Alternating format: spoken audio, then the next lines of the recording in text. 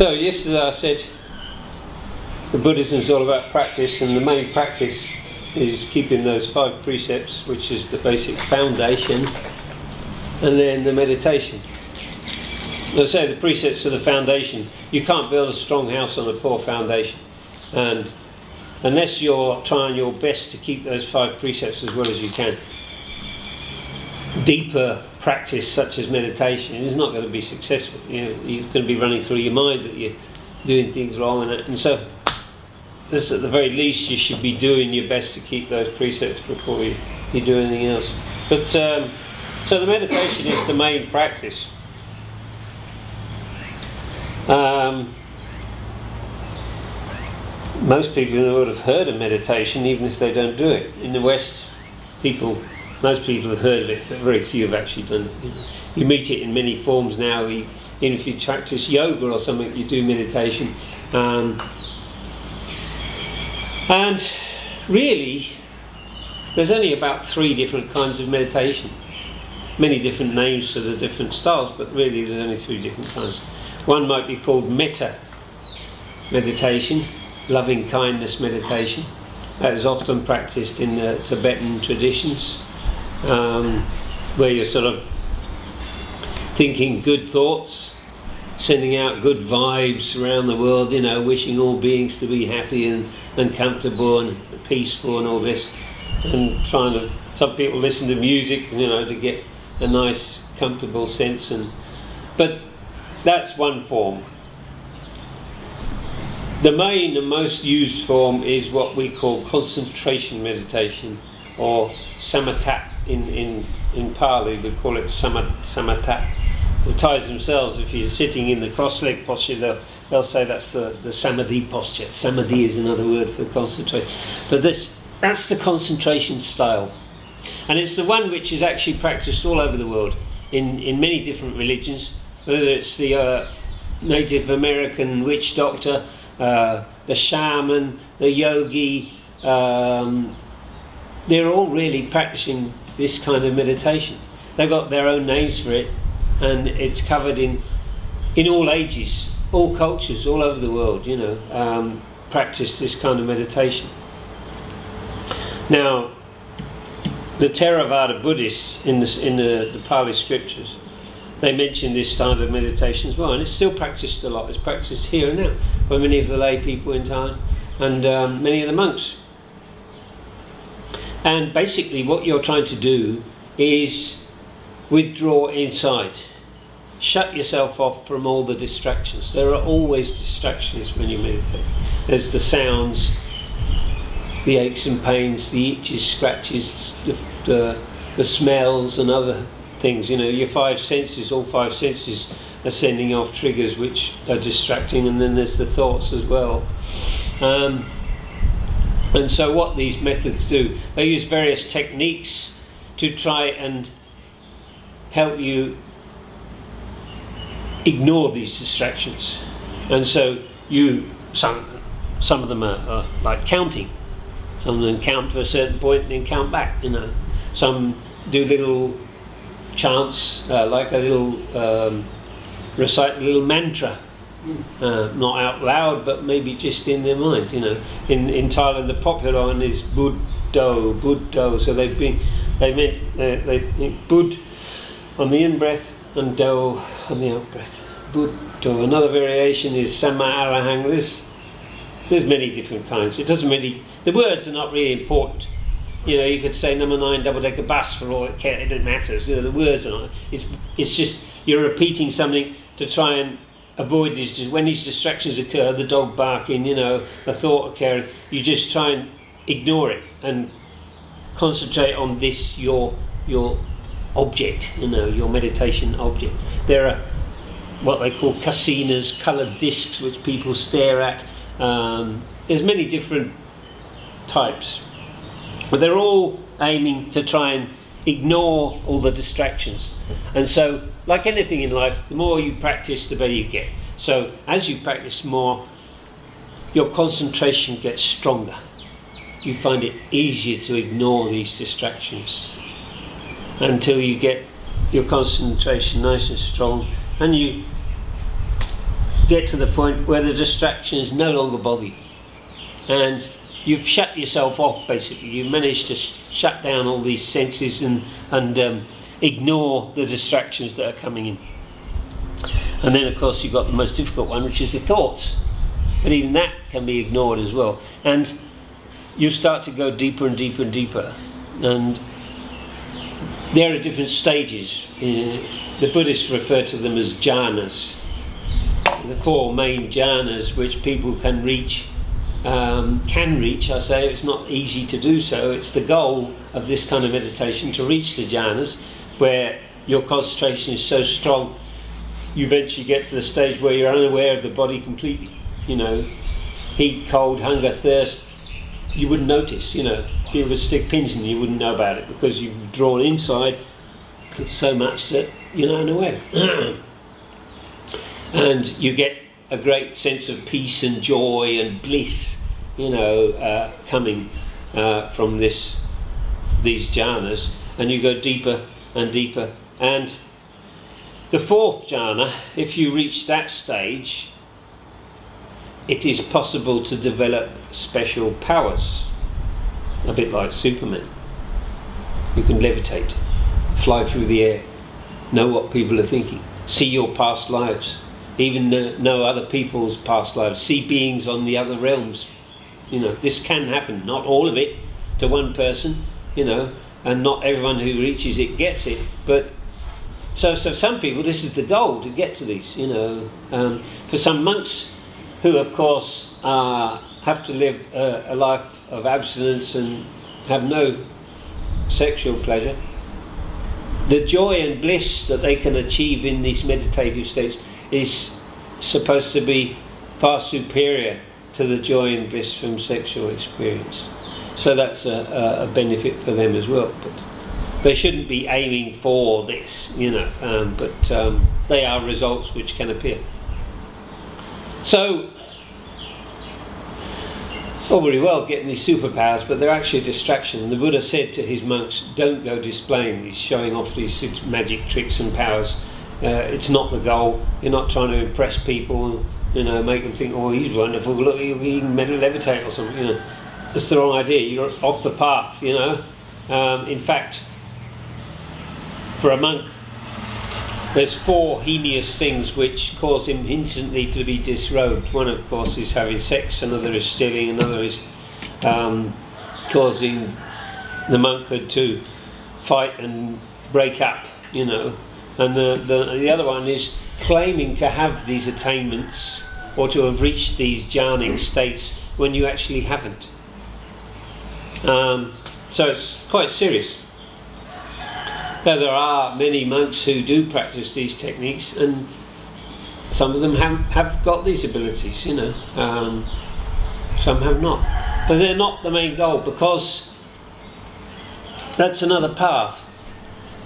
The path to nirvana is a different way. You can practice this concentration meditation, but you've eventually got to swap over to the other style, which you've heard of now, called vipassana. And that's the Buddha's own technique. I said to you yesterday that Buddhas have only come around very rarely. They're very rare and precious. And we only get to hear about this technique of vipassana when a Buddha teaches it. Most of the time we don't know. We can't think of it for ourselves. It's too profound for us, an ordinary person, to come up with the idea themselves. And so when the Buddha's gone and his teaching is lost, there's no chance to reach nirvana, there's no chance to practice this vipassana again until the next Buddha comes and reteaches it. So we're lucky now, we've still got the Buddha's teachings available, and so there are still many temples that teach vipassana and many people who practice it. So we've got this wonderful opportunity. Now I say, you see somebody sitting there with their eyes shut and legs crossed, and you don't know what they're doing, what method they're practicing. They might be doing vipassana, they might not. They might be doing concentration. Most of the older people who come to the temple are probably doing concentration styles, you know, It's still a popular style, this Buddho or whatever. But so one doing concentration, he's sitting there and withdrawing inside. I sometimes say it's a bit like the ostrich sticking its head in the sand, you know, doesn't want to know about all the distractions and dangers and frightening things happening, but they're still there. Yeah. You know, an old monk who maybe has cancer or something, maybe very painful, he can retreat into this concentration stage, so he gets to the point where he no longer feels the pain. But he's not curing himself, so when he comes out of the meditation, it will come back. The ostrich pulls its head out of the sand, and the dangers are still there. It hasn't got rid of them, it's just unaware. So you're just hiding, retreating from the world, really, pulling yourself inside. Vipassana, you're sitting there, the exact opposite. You're not ignoring everything, you're there sitting, being totally aware of what's happening. You're not retreating inside, you're sitting totally aware. So a concentration meditation person, he can sit down and get past the point where he's aware of the aches and pains and things, and he can sit for hours, days, weeks, even months, because they can sometimes control the body functions, slow down the heart, even stop the heart, because the heart moves the blood around the body in order to move the oxygen around the body. But if you're not breathing, there's no oxygen that needs to be shown around the body. So it's like virtually going into a state of hibernation, you know. And some of the Tibetans and that do these techniques where they can actually meditate for long periods, because they're not feeding, they're not even virtually hardly breathing or anything, you know. But so I mean, there is some use. You can get past the point of pain and things, but it's not the technique which is going to get you to nirvana. The Buddha himself, when he was still a bodhisattva, he practiced concentration meditation many times, many lifetimes, and reached these jhanic stages many times. But he didn't know how to get to nirvana. He had to wait until eventually he became a Buddha. So this Vipassana, what is it? It's based upon the Buddhist teaching called the 4 foundations of mindfulness. It's all about mindfulness. Being there, being aware, being in the moment, being present, being mindful. You get a lot of people saying, oh, be mindful, be mindful. But quite often they don't know really what it means, being mindful. What you have to do is be mindful of certain things happening, and it's the body. It's the first one. These 4 foundations of mindfulness. The first one is the basic body itself, and the 4 positions, the 4 basic positions of the body: sitting, standing, walking, lying down. So we're aware of the body in these positions, and there's the movements, the basic movements. When we're doing the slow zombie walk, you know, we're aware of all the movements because we're slowing it down. And when we're sitting, there isn't any movement. The only movement there is the breathing process, the rising and the falling of the abdomen, the breathing in and out. That's the only movement. So it's not such a big thing. That's why many people prefer the walking, because it's easier to be aware of the more coarse, larger movements. Here you've got much finer movements, and some people lose track of it because it's so very fine. You start meditating and your breathing slows down gradually as you relax and get into it, and it slows down. It's become so subtle sometimes that you're hardly aware of it, and the breathing's virtually disappeared, the in and out breath, and you sort of, you know, take a breath again, and oh, you're back with it. But it can be so refined that you're hardly aware, and some people have difficulty with this very shallow movement, and but there are different styles, as I say, to be aware of this. So the first foundation is the body itself, being aware of the movements and the basic body positions. The second foundation is the 5 senses: hearing, sounds, smelling, smells, tasting, feeling, you know. And so when these things happen, and they're all distractions, we're aware that they happened. Now, take the sound. You hear a dog barking. First of all, when you start meditating, you've not done it before, that dog, you notice it immediately, and it pulls you away and distracts you. Oh God, I wish that barking had stopped and go away, you know. The normal reaction. A sound meets the ear, goes to the brain. If it's a sound we recognise, we've heard before, we put a little label on it. Oh, that's a dog barking. Then we start to react. If it's a nice thing we like, we want more of it. But it's unpleasant, we start to hate it and don't want it, push it away. That's reacting to it. So with Vipassana, we try and stop that process. So as soon as there's a sound, we just note, oh, hearing. There's a sound. We're not investigating what it is, whether we like it or don't like it.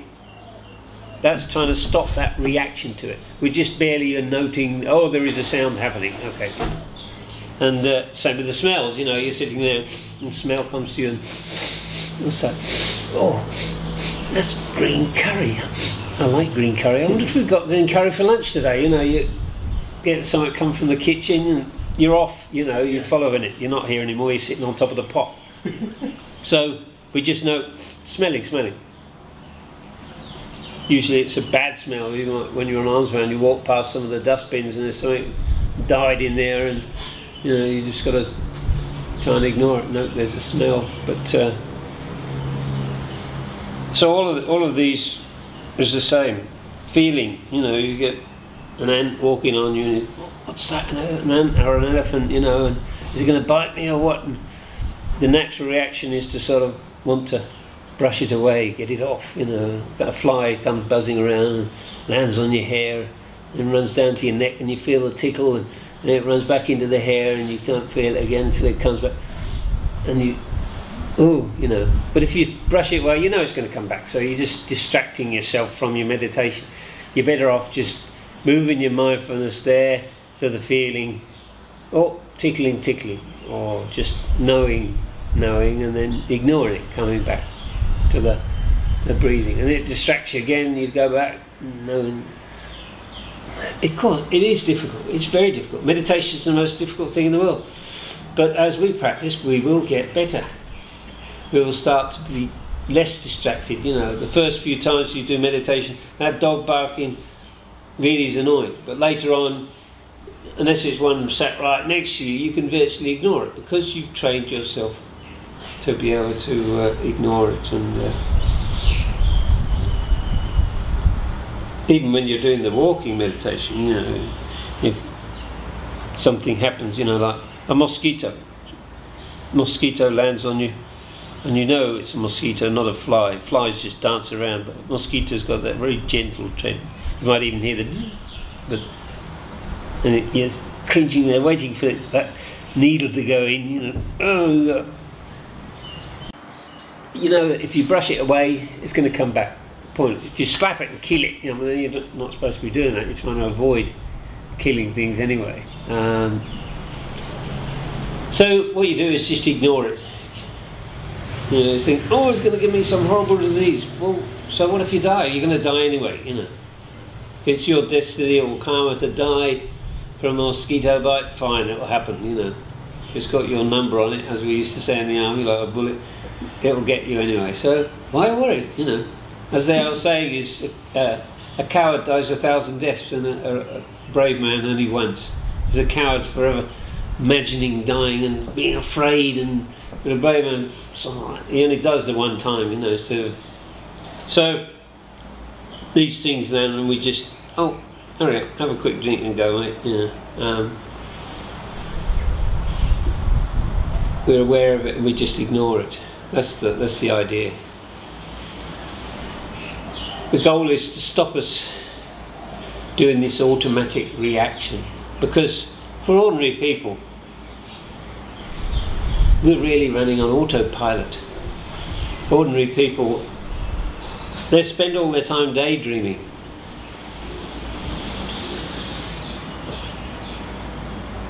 There's the past, the present and the future. Vipassana is being mindful, is being here in the present. The past is gone already. Forget it. You can't change it. Even a second ago is the past already. So don't take any interest in it. The future hasn't come yet. You're not certain about it. So don't worry about that. We can only really be alive truly in the present moment. Now. An Australian monk, he wrote a good book about meditation, and he said, imagine you've got a big party on at home and you're standing there at the door greeting the guests who come in. There's a big long line of guests and you've got to stand there and greet every guest who comes through. Every second there's a guest coming through, and you see somebody in that hasn't arrived yet, the future. Oh, hi mate, you're in the future. The guests are coming through unmet, and or the guys come through and you start chatting to him. You're in the past. You've got to be there in the present. And normally people are daydreaming about the past or the future. You're there in the morning brushing your teeth. You got up and that was a good movie last night. What's happening in the office today? You're there in the past or the future. You're not in the present. Right. To be really present, you're there, aware of the brush on the teeth, aware of the movement maybe of the arm, the feeling, and you're really there brushing your teeth when you're brushing your teeth. Now, an arahant who has reached nirvana already, he can be mindful the whole day long, 24 hours, even when he's asleep. He can tell you how many times he's rolled over. From the moment you get up, when you go on these intensive meditation retreats, they always advise you, we're teaching you to do the sitting and the walking, but there's more than that. You do an hour's sitting, an hour's walking. Okay, time for lunch. You don't just stop being mindful.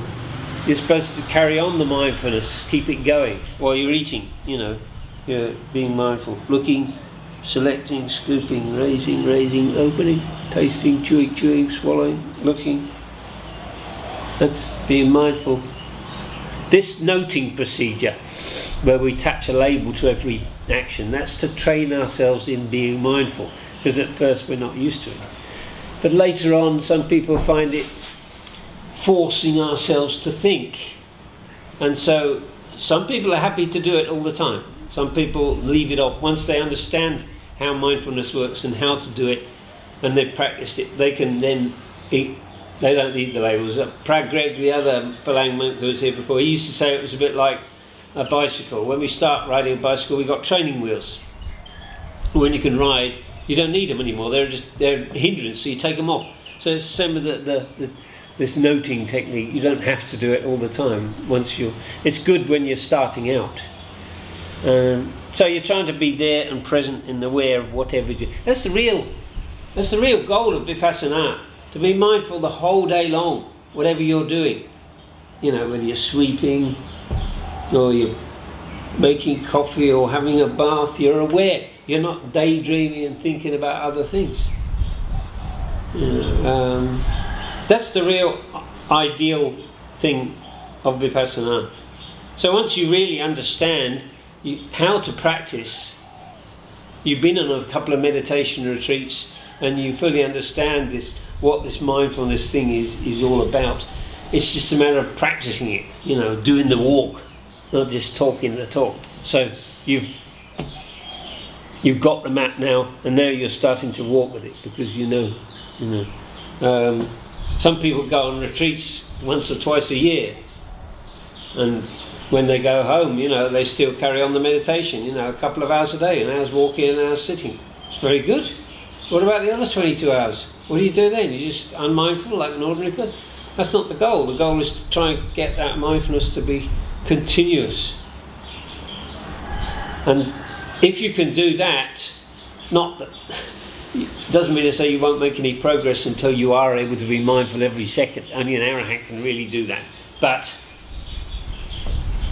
if you make the effort to try and start being mindful, like I say, you'll practice. The first time at the beginning, you'll remember to be mindful 2 or 3 times a day for a few minutes, and then you'll forget and go back to being unmindful. And then later, I'm supposed to be mindful. No, you do it again. So there's 2 or 3 times for a few minutes. If you keep it on, they'll increase a few more times. And the 2 or 3 minutes will increase to 5 minutes at a time, 10 minutes at a time. So you're gradually filling in the gaps. But long before you are able to be mindful continuously the whole day long, you'll have reached that point of no return I talked about in the practice, where you get to a stage where there's no coming back. You're on the way to the nirvana, you're on the fast track. But it's got to be this mindfulness. That's the Buddha's own technique to reach nirvana. If you don't do that technique, there's no way you can reach it. I'm not saying you've got to do this, rising, falling, zombie walking, because that's training you in mindfulness. Sitting there, being aware of the breathing, doing that slow walking, and that's training you to be mindful. If you want to play a musical instrument, guitar or something, you've got to train yourself in the chords and train yourself, but you don't spend your whole life just playing the chords and training. You play music too. That's the whole point, is to play music. You don't just train yourself in mindfulness. You use it by trying to make it the part of your life, whatever you're doing. You can be mindful. People in Thailand, they buy a new motorcycle, a new car, they bring it to the monks, get them to put white cord around it and little, bless the car. They have Buddha images on the front. They've got Buddha images hanging around the neck to try and give them protection from accidents. But actually the best protection is mindfulness. Most accidents happen because we're being unmindful. So really you don't need all those things are the false thing, But many people prefer the false to the... It's harder. It's easier to go and buy a few knickknacks and hang them around your neck than it is to do the practice. The practice is difficult. But it's the real thing.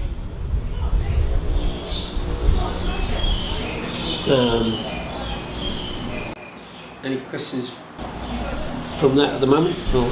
Well, I mean, you brought up a lot of the points that I had questions on, which was, can you identify a sound, or when you hear it, or it's not. We're so used to recognizing a sound and automatically saying, "Oh, dog," right. Bloody dog, I wish it'd go away, you just got to try and stop, Getting angry doesn't do anything. It doesn't. It's bad for you. It's bad karma for you. So it's not going to affect the dog. If you go out and kick the dog, it might run away, but you're just doing even more bad karma. It's not going to help your meditation, is it? Now, as I say, there are different techniques of vipassana. That's one of them that you are practicing here. I have another teacher who I learned a different technique from, which I find I prefer myself. This is for the practicing, And instead of these very fine movements of the rising and the falling, which I had a lot of difficulty with, I lose my way quite often. It's too subtle for me. That's why we often find the walking easier. And this is a bit like walking with your hands. So you're sitting there. You can have your eyes shut if you like. Actually, we know when our eyes shut, we're being more mindful. When our eyes are open, we know there's movement. But if we've got our eyes shut, it's our mindfulness which is watching that arm moving around. We're not seeing it with our own physical eyes. If we, slap our hands, we feel sensation there. Vipassana, my present teacher, the Super One Green, she says we should be mindful of the breathing. This is all the time.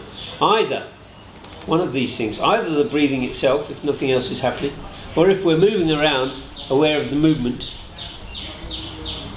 or the sensation.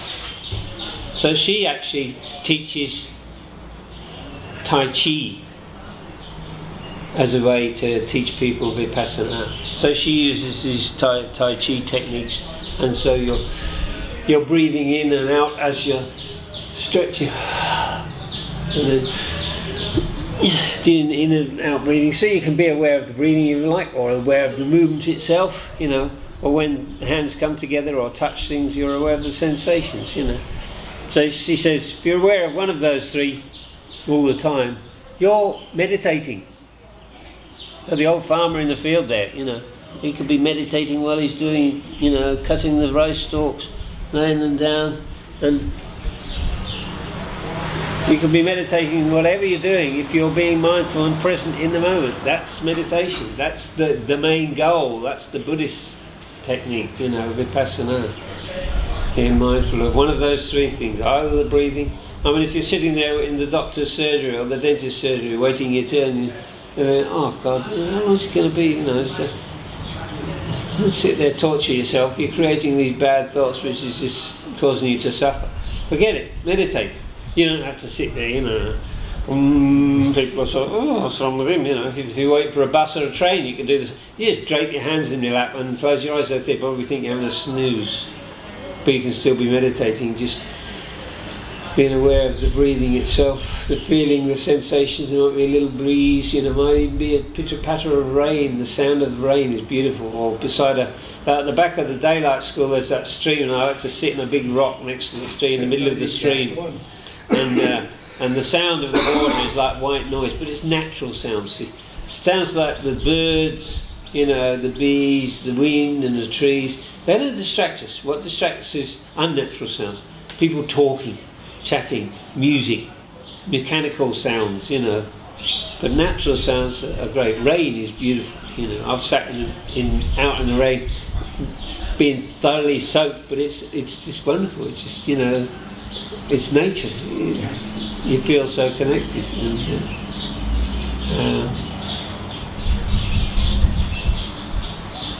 So this other technique, I would say, is like walking with your hands. So you're sitting there, and you're doing this constant technique of moving the hands. You're aware of the movement, the stopping, the starting of the new movement.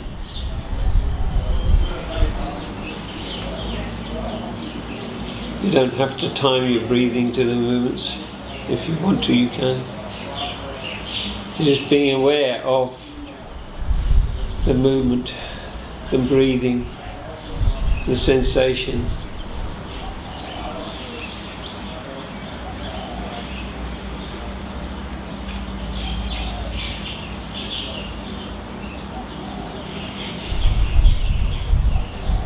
It's vipassana, but it's a lot more coarse than these very fine movements, but it's still being mindful.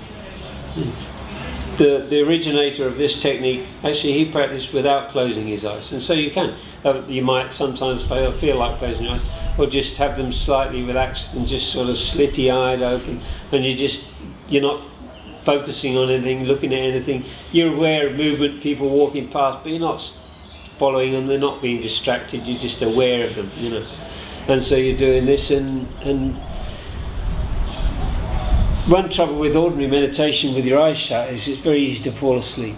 So meditating with your eyes open, not wide open like this, but just looking down and being aware, you're not focusing on it, you're just aware of the floor. You know, same as when you're doing your walking meditation. Some people will do it completely wrong by looking straight ahead. They see things and they distract them, or you know, they're looking around. That's not being mindful. You're supposed to look at the floor a few feet ahead, and even then you're not watching the floor, you're not focusing on it, you're just being a bit. And so you do the same thing, you know, with your eyes just open. There's no noting. You don't have to note opening, raising, closing, or anything like that. You're just aware of the movement itself, the change from one to another, and concentrate on it. And I find that technique works very well for me. Different people, different, you know, different strokes, different folks. This works for me. Other people work well with other methods. But I say that's what I find I prefer. Of course, when I'm out doing the thing, I'm not doing it when I mean, you can do that, you know, when you're lying in bed, you know, you're ready for sleep, and you can just move your hand like this if you like, you know. There's a story about a Thai guy. He was a young guy, about 24, fit, you know, got himself a university degree in fitness and that, and was looking forward to a good career teaching all this kind of things. And he jumped in a swimming pool one day badly, and something went wrong. He hit the bottom and was paralysed from the neck down. And he spent many years frustrated and worried, and started to read Dharma books and that, but then eventually he met the teachings of this guy, and although he could only move his hands a little bit, You know, first of all, he was just there being able to open and close the hand like this, you know, that's all. And this one a little bit, but as he practiced more, it got better. And that's all he could move. But he had nothing else to do. He couldn't do anything. He couldn't help himself in any other way. So he settled down, put himself into it, and he practiced to the extent where he reached that stage of no return. And now he teaches because he's a living example, you know. Parallel. He's still paralysed. He's in a wheelchair most of the time, but he wears whites, goes to temples and helps teach people. But even though he was paralysed, he's reached, you know, it's so much easier for us because we are able to move around, and if he can do it, any of us can do it. Of course, you might say, well, he's got nothing else to do, he can't do anything else, so he's virtually forced to. You might say, well, blind people are the same, you know, blind people. They haven't got that distraction, you know, the sights, but just because you're blind doesn't mean to say that you realised, you know, you've got to understand the techniques and put them into practice. They would probably be good subjects if they were receptive enough to be able to talk, and they could make good progress, but they still need to be taught, and they still need to do the practice. People in prison as well, you know. On that DVD which I said I'll give you, there's a couple of things about Dharma Vipassana taught in prisons. One is an Indian prison, they started teaching it to the inmates, and there's one in the Bible States of America, some black guys. Alabama, right? Yeah, the Dharma Bar Boys or something, they're called. But the same, because they're another ideal subject. They're in solitary sort of confinement, they can't do much. They've got frustrations, they're stuck for long years, they think, oh, you know, my last one, I can't do this. You're torturing yourself, all this mental suffering you're creating. If you put it to use, you've got this time, you can't do anything, so use it. Learn to meditate, and it'll free you. Not your body, but it'll free your mind, which is the main thing. I would think that learning the Dharma, as from a, you know, say a life in prison sort of a perspective, you probably learn that your karma that you have done yourself, I mean, it helps you to far too severe. It helps you to no, I mean, every suffering that we get is a result of our past karma. Okay. You know, if I fell off my motorbike and broke my leg, you know, in an insect bite, it's karma. You know, if we don't create the cause, there's no result. So anything which is happening to us is a result of some previous cause. And so you can, not everything is caused by karma, you know, there are natural calamities, earthquakes and things, but you can say that most things is by karma. So it's easier if you tell yourself anything that's happening that's giving you discomfort, a bad time, I must have caused it in the past. It's easier to put up with if you think there's a reason, instead of, why me, Lord, what have I done to some of this, you know, they're having a good time, I've got this shitty life, you know, it's not fair. Why me, Lord? It is fair. It's the most fair thing of all. Karma is absolutely just and fair. You know, you're not made to suffer for anything that you haven't done. So it does make it easier to put up with this, you know. If you think, well, I've got this happening to me because I did some bad in the past, you know. Okay. Times, don't they? Yeah, it pulled me away, and you know, I just feel like I was getting through this. I got through this layer of thought where it was just like random, shallow BS thoughts, and then I got to this next layer of thought that was underneath it. That was, it was so intense that at moments it made me like almost like just uncontrollably flinch. You know, like, where the thought would come in my head and my body would react from it. That's okay, it doesn't matter. Don't fight any of it, you know. Right. Don't fight any of it. Just sit there and observe it. You're the observer. Right.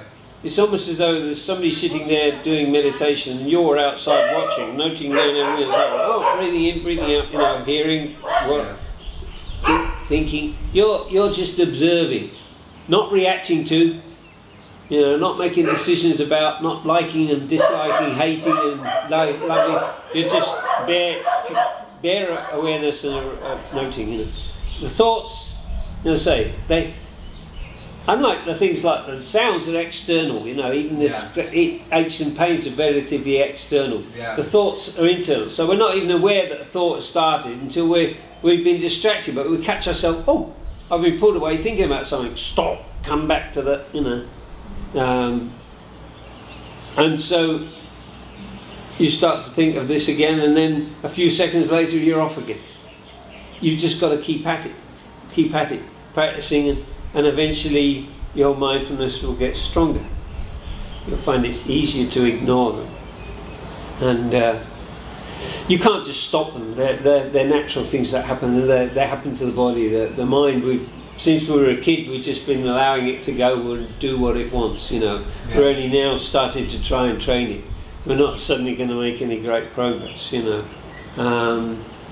It's a hard path. But once we're on the path, half the goal's over. You know, we realise, and of course, if we do get any actual experience which